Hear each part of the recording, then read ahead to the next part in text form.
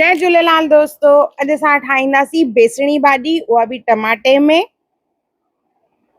जय झूलेलाल दोस्तों, मां मुस्कान आहूजा और तव्हांजो स्वागत आहे मुंहिंजे चैनल हुनर मुस्कान का ते।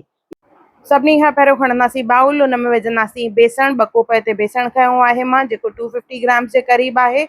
उन में 1 चमचो खसखस विझंदासीं, 2-3 सावा मिर्च सन्हा कटे करे। उन खां पोइ हिन में विझंदासीं लूणु, तेल विझंदासीं मोहण जे लाइ 3 खां 4 चमचा।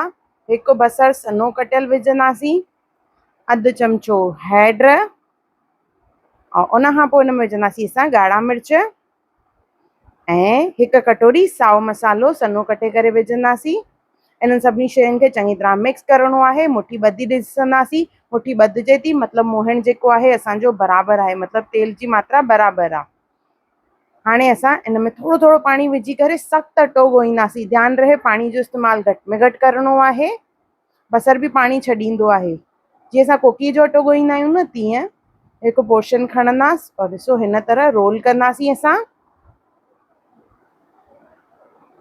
सभु रोल्स तयार थी विया आहिनि। हाणे असांखे हिनखे करिणो आहे बॉइल। त 1 तईअ में मां पाणी विधो आहे और हिन में इहे सभु रोल्स विझी असां घटि में घटि हिननि खे 5 खां 7 मिंट बॉइल कंदासीं।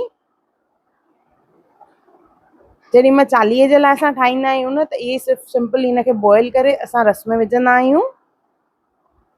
इहो पाणी फिटी न करिणो आहे। 5 खां 7 मिंट बॉइल करण खां पोइ थोरो थधो करे पोइ हिनखे ॾिसो हिन तरह स्लांट में कटींदासीं। सभु पीसिस कटिजी विया आहिनि इन तरह। हाणे इन्हनि खे असांखे करिणो आहे फ्राए। तईअ में तेल विझी इनखे असां क्रिस्प फ्राए कंदासीं।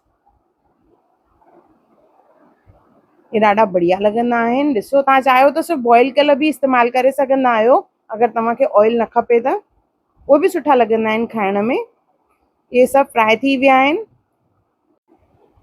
ग्रेवी ठाहिण लाइ 4 टमाटा मां पीसे रखिया आहिनि। तई खणंदासीं, उन में विझंदासीं 3 चमचा तेल।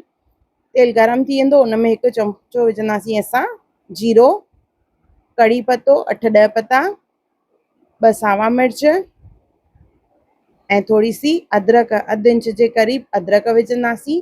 इहा ऑप्शनल आहे, तव्हां चाहियो त इहा कट बि करे था सघो पिया।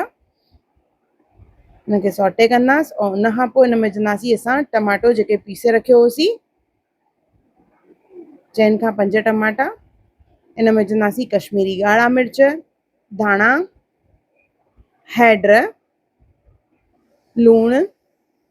इन सभिनी खे चङी तरह मिक्स कंदासीं ऐं टमाटे खे भुञणो आहे जीअं हिन मां सॼो पाणी एब्जॉर्ब थी वञे, कचोपन निकिरी वञे और तेल निकिरणु चालू थींदो त उन खां पोइ असां हिन में विझंदासीं पाणी। ॾिसो सॼो मसालो चङी तरह सिझी वियो आहे। हाणे हिन में असां पाणी विझंदासीं। त पाणी कहिड़ो इस्तेमालु कंदासीं? जंहिंमें असां रोल बॉइल कया हुआसीं उहो ई पाणी इस्तेमालु कंदासीं। उहो पाणी फिटी न करिणो आहे। बॉइल थी वञण खां पोइ इहे बेसण जा जेके असां फ्राए करे रखिया आहिनि इहे विझंदासीं। इनखे के लीलणी चवंदा आहिनि, के चवंदा आहिनि बेसणी, के चवंदा आहिनि बेसण जी भाॼी, के टिकी चवंदा आहिनि इनखे, पर एग्ज़ैक्टली टिकी न आहिनि। इन जो हिकु सिंधी नालो आहे जंहिंखे लीलड़ियूं बि चवंदा आहिनि और बेसण जी भाॼी बि चवंदा आहिनि। इनखे चङी तरह बॉइल कंदासीं, साओ मसालो विझंदासीं। ॾिसो ग्रेवी थिक थी वेंदी त गैस बंदि करे छॾींदासीं, छाकाणि त रखण खां पोइ बि इन जो पाणी सुकंदो आहे। त बिल्कुलु असांखे पाणी खे सुकाइणो न आहे। फुल्के जे हिसाब सां ग्रेवी ठाहिणी आहे असांखे, पर इहे रखण खां पोइ जीअं मां ॿुधायोमांव ग्रेवी जेका आहे घाटी थींदी आहे। ॾिसो केॾा भुरकणा आहिनि। या बेसण जी भाॼी असांजी तयार थी वई आहे, जेका ॾाढी टेस्टी आहे। हिकु दफ़ो ज़रूरु ठाहियो और मूंखे कमेंट सेक्शन में ज़रूरु ॿुधाइजो त तव्हांखे इहा रेसिपी कीअं लॻी।